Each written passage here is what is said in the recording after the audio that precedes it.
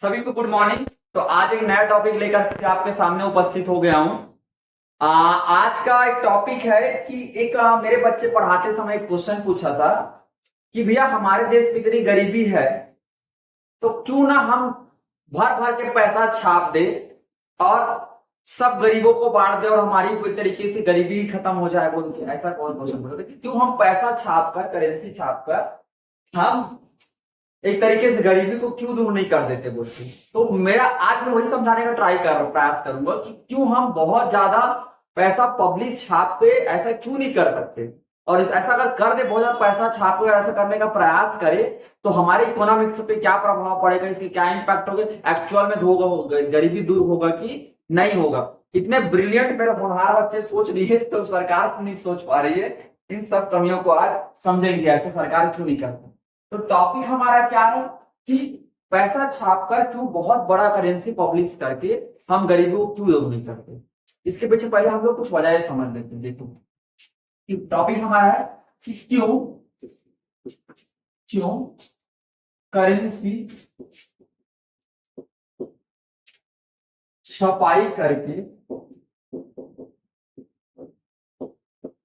क्यों करेंसी छपाई करके गरीबी दूर नहीं की जाती, गरीबी दूर नहीं किया जाता। और करने पर होगा क्या, अगर ऐसा कर दिया जाए तो इससे इकोनॉमिक्स को क्या प्रभाव पड़ेगा, इससे बेसिकली होगा क्या, ये हमें समझने की कोशिश है। तो पहला हमें समझना पड़ेगा कि ऐसा क्यों नहीं करते और किस बिहाफ पे करना। पहले आप समझने का प्रयास करो, एक टर्म आता है जीडीपी जिसको हम लोग बैक क्लासेस में पढ़ाए हैं। अगर आप इस टर्म को नहीं जानते तो आप पुराने डिस्क्रिप्शन बॉक्स में होगा, पुराने वीडियो जाकर देख लीजिए, चीजें समझ लीजिए। जीडीपी हमारा है क्या, gross domestic product, gross domestic product कि एक साल में कितने वस्तु का हमारा उत्पादन हुआ उसको हम लोग क्या बोलते हैं, जीडीपी बोलते हैं, ग्रॉस डोमेस्टिक प्रोडक्ट पर बोलते हैं। एक साल में कितना वस्तु और सर्विस का उत्पादन हुआ उसके अंतिम मूल्य को, द लास्ट वैल्यू को हम क्या बोलते हैं, जीडीपी बोलते हैं।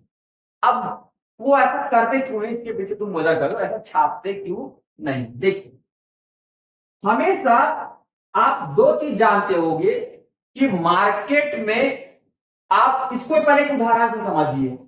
मान लो एक दुकान का शॉप है, ये आपके एक दुकान का शॉप है, उसके पास सोचिए कि 5 किलो 5 केजी उसके पास चावल है, राइस है, 5 किलो राइस।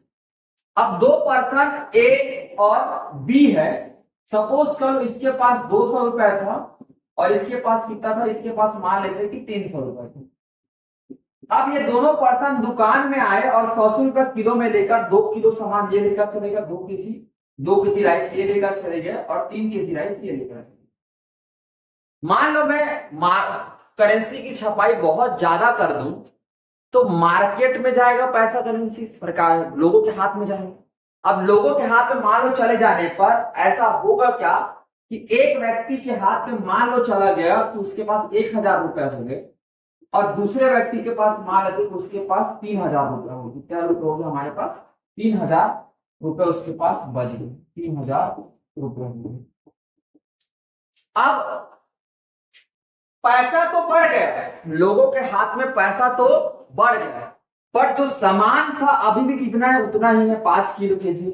तो शॉपकीपर तुरंत करेगा क्या, वो क्या करेगा, उसके सामान तो इतना ही है, लोगों को खरीदना है, तुरंत वो करेगा कि राइस का जो रेट पहले 100 रुपए किलो था उसको बढ़ाकर कितना कर देगा, 1,000 रुपए किलो कर दिया। मान लो मैंने लिखा कितना कर दिया, 1,000 रुपए किलो कर दिया। मतलब जब लोगों के हाथ में पैसा चला जाता है और उसी के अकॉर्डिंग आपका गुड्स का डेवलपमेंट नहीं हो पाता, सामान नहीं बढ़ पाता है, प्रोडक्शन नहीं हो पाता है, तो मार्केट में बाजार में महंगाई बढ़ जाती है।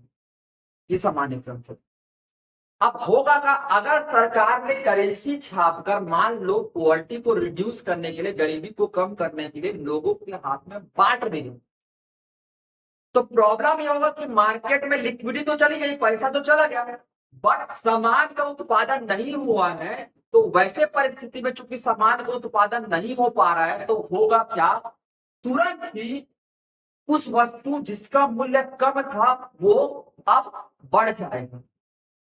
अर्थात वस्तु कितना उपलब्ध है मार्केट में, उसी के अकॉर्डिंग ही पैसे की क्या करनी पड़ती, छपाई करनी पड़ती है।